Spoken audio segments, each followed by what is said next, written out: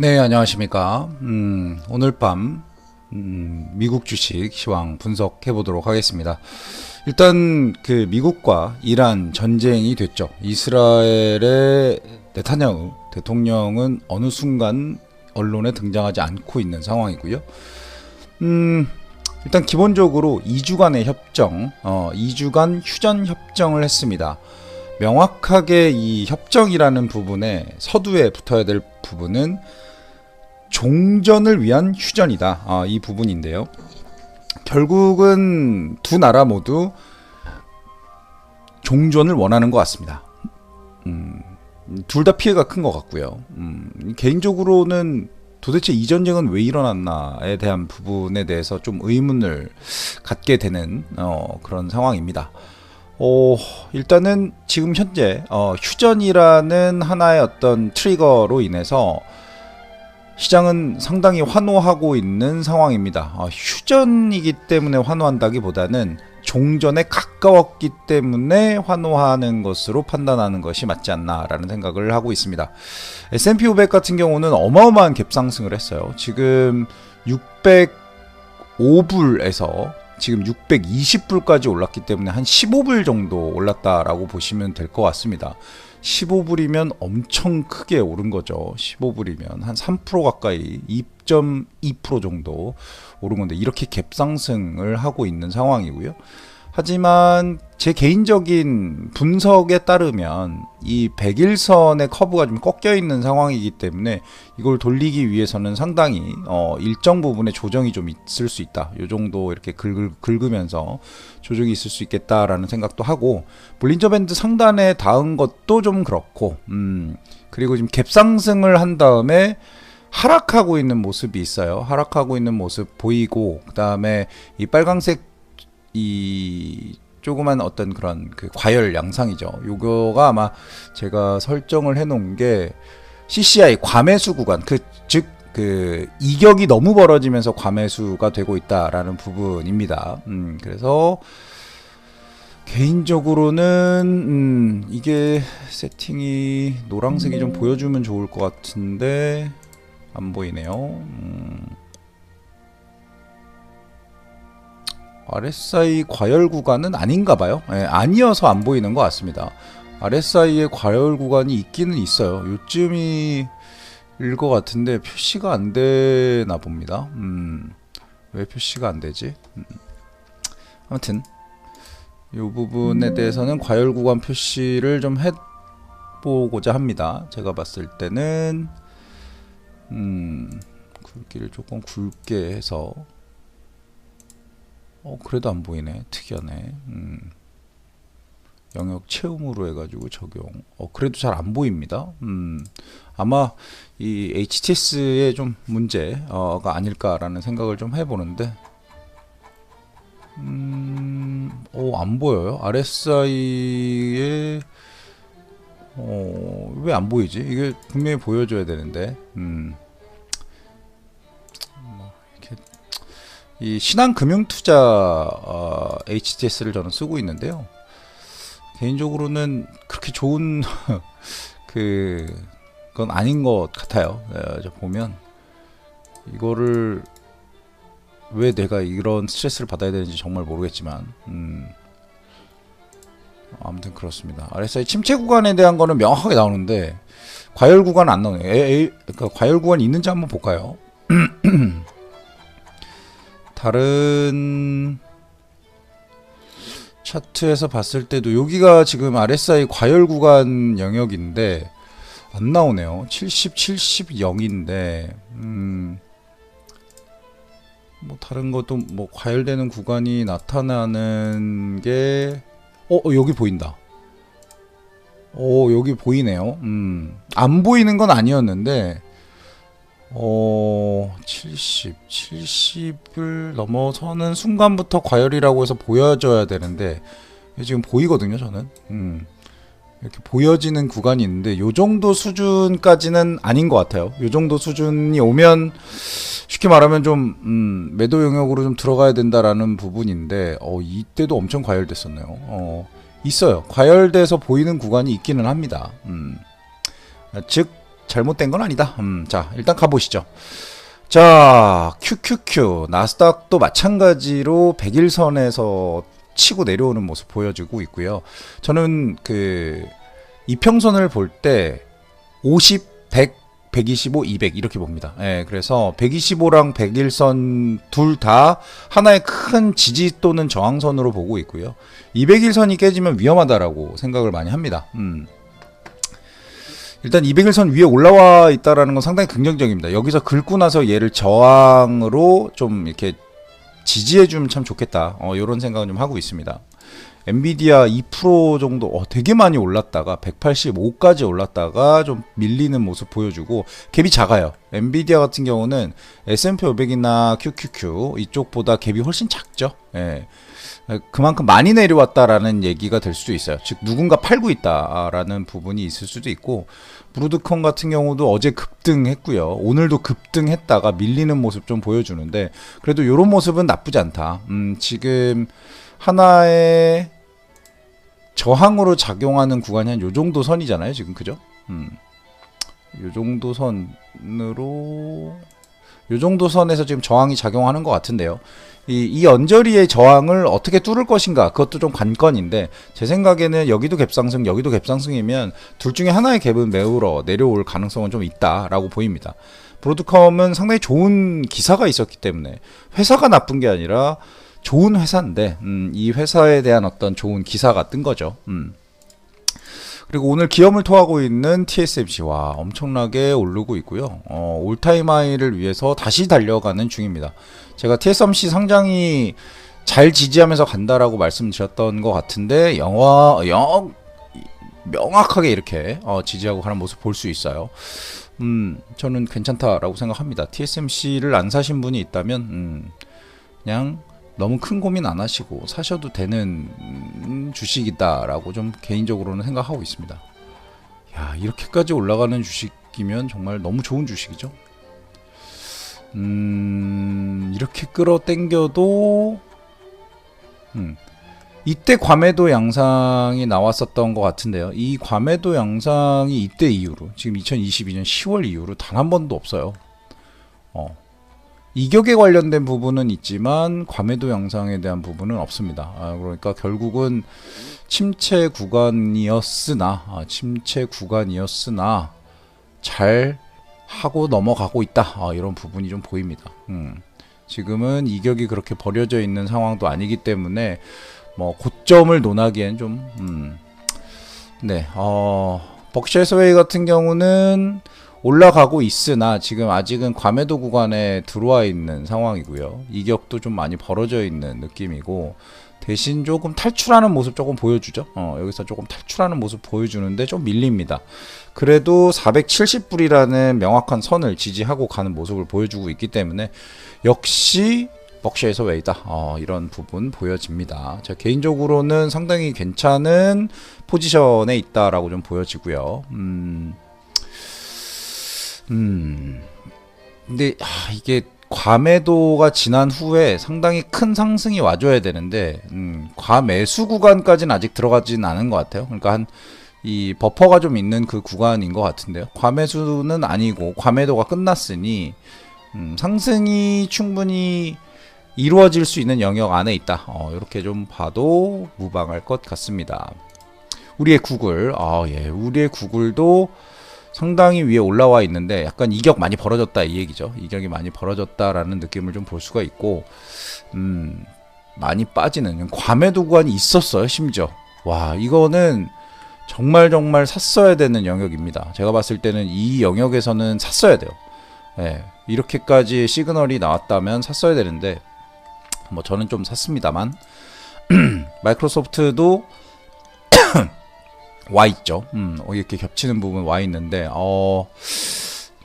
명확하게 이때 사야 되는 거죠. 이때 사야 되는 건데 지금 아직은 모르기 때문에 그래도 마이크로소프트도 과매도 구간 안에 있다, 이런 생각입니다. 사도 된다. 애플 같은 경우는 과매도 권역에서 들어와 있었긴 하지만 지금 오히려 반대로 지지하고 올라가는 모습 보여주고 있기 때문에 어제 상당히 많이 빠졌다가 다시 올라왔거든요. 이 부분이 있어서 오히려 조금 긁을 수 있는 영역이 아닌가. 200일선을 타고 가는 영역이기 때문에요.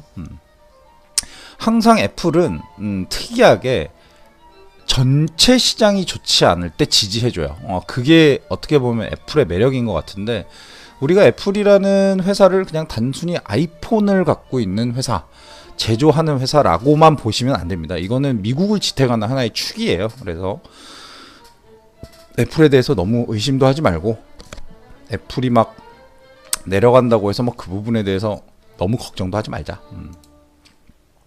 아마존 같은 경우는 이때 과매도 한번 진입을 했었고요. 여기 의외로 과매도가 아니었어요. 그냥 조금 이격이 많이 벌어진 과매도 구간이었는데, 이때는 사도 되는 구간이었다가 이때 내려갔을 때 되게 상당히 좀 걱정 많이 하셨었던 부분들도 있을 것 같은데, 개인적으로는 이때 매수했어야 된다, 이런 생각 듭니다.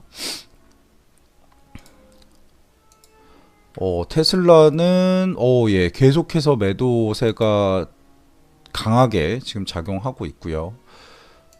그렇다고 하더라도 과매도 구간이 아니에요. 좀 특이하게 테슬라 요런 과매도 구간 해가지고 색깔이 좀 떠줘야 되는데 색깔이 뜨진 않네요. 아직은 더 내릴 수 있다라는 말일 것 같고요. 팔란티어 테크도 과매도 구간은 있었고, 지금 매도 구간에서 약간 탈출하는 어떤 그런 모습 보여주고 있고,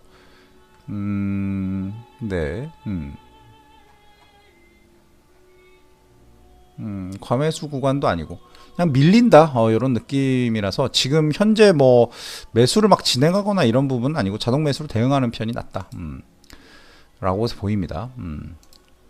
템퍼스 AI는 과매도 구간이 있었어요. 이때 또 한번 있었고, 이때도 한번 있었고, 네, 여기도 있었네요. 여기 이후에 또 있었고요. 그러니까 단기적으로 이런 영역에 들어왔을 때는 좀 단기적인 매매를 해도 나쁘지 않다라고 좀 보이고요. 일라이릴리, 역시 일라이릴리는 강한 주식입니다. 정확하게 200일선을 지지하면서 가는 모습 보여주고 있고요. 실질적으로는 그렇게 많이 떨어진 건 아니에요. 1133불에서 950불까지 떨어진 거기 때문에 뭐 그렇게 많이 떨어졌다라고 볼 수는 없습니다. 리커전 뭐 조금 오르고 있는데 뭐 크게 뭐 보이지 않는다, 이런 부분이고요. 미국의 국채, 장기 국채에 대한 ETF TLT입니다. TLT 같은 경우는 매도 영역에서 과매도 구간이 굳이 오지 않더라고 하더라도, 요즘이 과매도 구간이었잖아요. 이 과매도 구간에 들어서지 않는다고 하더라도 이렇게 매도 구간, 과매도 구간, 이런 매도 구간이 있을 때는 상당히 좀 지지를 해주는 편이다. 하고 나서 올라가고, 하고 나서 올라가고, 하고 나서 올라가고, 여기도 지금 하고 나서 올라가잖아요. 이런 부분에 대해서는 뭐 명확하게 단타로 접근할 수 있는 부분입니다. 에너지 섹터 같은 경우는 과매도에서 빠졌으니까, 과매수에서 빠졌으니까 지금은 사실 뭐 그렇게 긍정적인 시그널은 아니고요.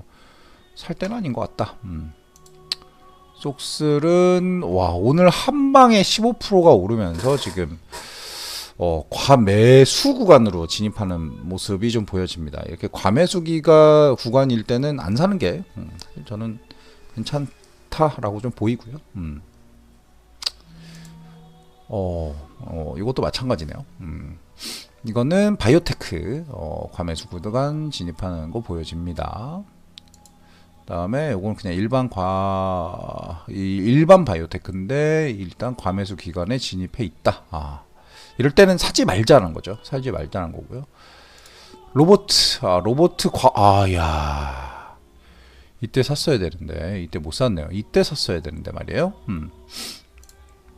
CIBR 같은 경우는 과매도 있다가 이런 과매도가 있었었는데 지금은 오히려 과매수 구간으로 들어가 있기 때문에 접근하는 게 좀 어렵다라고 좀 보이고요.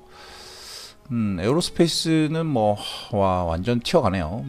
좋아요. 여기 과매도 구간이 있었어요. 있었네요. 여기 이때 샀어야 되는데. 자, 그리고 아이온큐 이때 샀어야 돼요. 퀀텀 컴퓨팅은 안 왔어요. 아이온큐는 왔었고요. 유나이티드 헬스그룹은 과매수 구간에 진입을 했네요. 과매수 구간에 진입을 했고요. 개인적으로는 유나이티드 헬스는 제가 보유하고 있는데요. 평단이 한 요 정도 됩니다. 거의 지금 원금 가까이 왔는데 매도 예정입니다. 매도 예정. 안 갖고 있고 싶어요. 안 갖고 있고 싶어. 요거 정도 이렇게 좀 말도 안 되는 이런 것들이 좀 있죠. 여기도 있어요. 여기도 있고 여기도 있습니다. 이렇게 내려왔다 꼬꾸라졌다가 한번 다시 올라가는 모습 보여주는데 저는 개인적으로는 사고 싶지 않은 섹터다 라고 좀 보여집니다. 자, 메타 같은 경우는 과매도 구간 있었습니다. 이때도 있었고 이때도 있었고 이때도 있었고 요때 속아가지고 아주 박살났었죠. 요때 두 번 속아가지고 아마 많은 스트레스를 받으셨을 가능성이 있는데, 이때 사고 올라가지 않아서 또 내려왔는데 또 요 범위 내에 들어와 있다 라고 했을 때, 이때는 사실 물렸다고 생각하고 그냥 가만히 있어야 됩니다. 이때는. 그러고 다시 매도 구간 들어오고, 지금 여기서 샀어야 되는 거죠. 여기서 샀어야 되는 부분이라고 보고요. 샌디스크, 와, 정말 잘 가네요. 정말 잘 갑니다. 마이크론 테크놀로지도 정말 잘 가는데, 아직 뭐 과매수 이렇게밖에 안 됐으니까, 결국은 마이크론 테크놀로지 같은 경우는 그냥 뭐 요때 그냥 좀 모르겠습니다. 이런 주식은 사기 참 어렵다라는 생각이 좀 있고요. 오늘 인텔도 많이 오르고 있고, 버티볼딩스 많이 오르고, 루멘텀은 여기 과매수 구간까지 있었어요. 이럴 때는 좀 매도를 해야 되는 영역이 아닌가라는 생각합니다. 세리어스도 뭐 그냥 거기서 거의 고만고만하다. 그러면 지금 봤을 때 일본 기준으로 했을 때 과매도 구간에 들어와 있는 게 누구냐? 마이크로소프트 조금 벗어나는 느낌인데, 지금 이미 벗어났기 때문에 지금 사기 좀 애매합니다. 요 영역이 그려지진 않네요. 테슬라가 오히려 좀 더 빠지면 제가 봤을 때는 과매도 구간으로 들어오지 않을까라는 생각 갖고 있습니다. 팔란티어 테크는 팔란티어 테크는 오늘 상당히 길게 빠집니다. 이 정도의 음봉은 그렇게 좋아 보이지 않아요. 이거는 좋아 보이지 않는다. 템퍼스에도 여기서 사가지고 한 하루 이틀 3일 정도 먹었으면 여기서 요 정도 먹는 건데요. 지금은 과매도 구간에 빠져있는 주식들은 보이진 않네요. 오히려 과매수 구간에 빠져있는 애들이 좀 보이고, 보츠도 여기서 좀 샀어야 되는데 못 산 게 좀 아쉽고요. 오히려 SMR 쪽, SMR 쪽이 오히려 과매도 구간에 들어와 있죠. 여기 지금 들어와 있기 때문에 개인적으로는 이쪽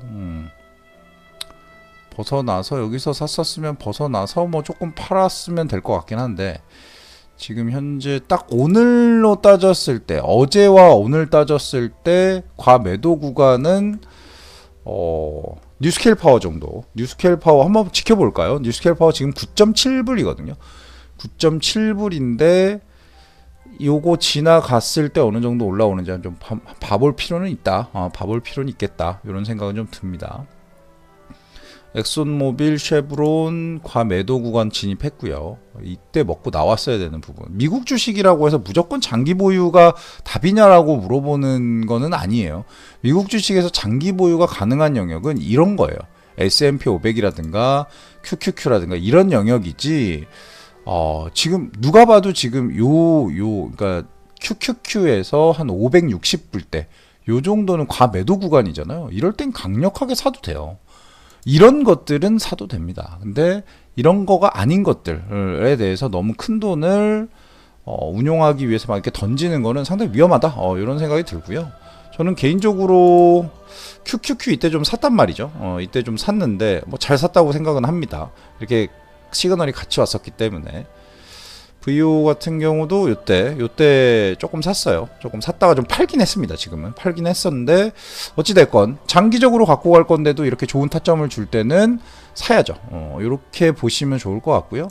국내 주식 한번 볼까요? S&P 500이랑 나스닥 빼고 우리나라에서는 명확하게 하이닉스와 삼성전자 이 두 개를 가지고 볼 건데요. 와, 정말 이렇게까지 잘 갈 수 있는 주식이 있을까라고 할 정도로 13% 올랐고요. 삼성전자는 8% 올랐습니다. 와, 정말 잘 갑니다. 정말 잘 가고 과매도 매수 구간도 명확하게 그려져 있는데 이런 부분에 대해서도 우리가 조금 더 볼 필요는 있겠다. 이런 생각 듭니다. 자, 오늘의 주식시장은 제가 봤을 때는 상승 마감보다는 하락 마감이 있을 것 같은 느낌이에요. 장 초반에 대해서 상당히 밀리고 있는 모습을 보여주고 있으니 아직 전쟁이 끝난 것도 아니니까 우리가 너무 강력하게 이렇게 추격하는 매수 이런 거 좀 피했으면 좋겠다 이런 생각합니다. 아무튼 아름다운 밤 편하게 보내시기 바랍니다. 고맙습니다.